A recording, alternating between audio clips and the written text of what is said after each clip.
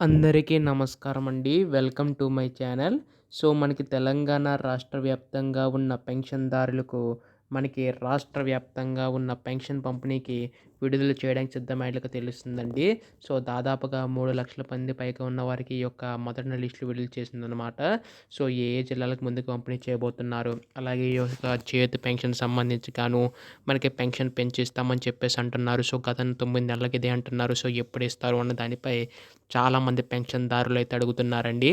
అయితే ఈ వీడియోలో మొత్తంగా తెలుసుకుందాం. ఎప్పుడు పంపిణీ చేస్తారో ప్రతీదీ కూడాని.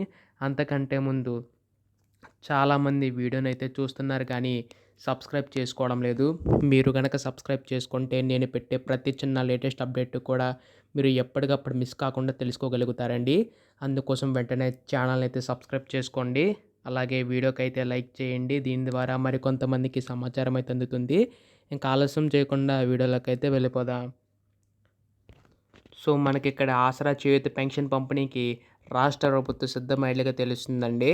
అయితే ఇప్పటికే మనకి అనేక పథకాలనేవి అయితే హామీ అయితే ఇచ్చింది. అవన్నీ కూడా అమలు చేసుకుంటూ రావడం అయితే జరుగుతుంది. మనం చూసుకుంటే మనకి రైతు భరోసా పథకం కూడా అమలు చేశారండి. అయితే ఇప్పుడు ఈ యొక్క ఆసరా చేయూత పెన్షన్ సంబంధించి నిధులు విడుదల చేయడానికి రాష్ట్ర ప్రభుత్వం సిద్ధమైనట్లుగా తెలుస్తుందనమాట.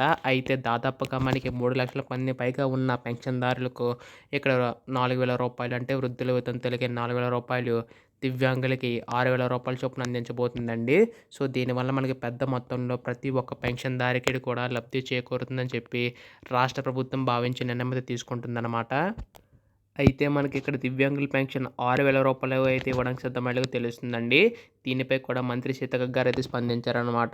త్వరలోనే మనకి గతంలో విడుదల కానంటే జనవరి నెల పెన్షన్ కూడా మనకి ఈ యొక్క నెలలో పెన్షన్ అయితే ఇచ్చే అవకాశం ఉందండి. దీనికి సంబంధించి రాష్ట్ర ప్రభుత్వం అధికార ప్రకటన అయితే చేయనుందనమాట.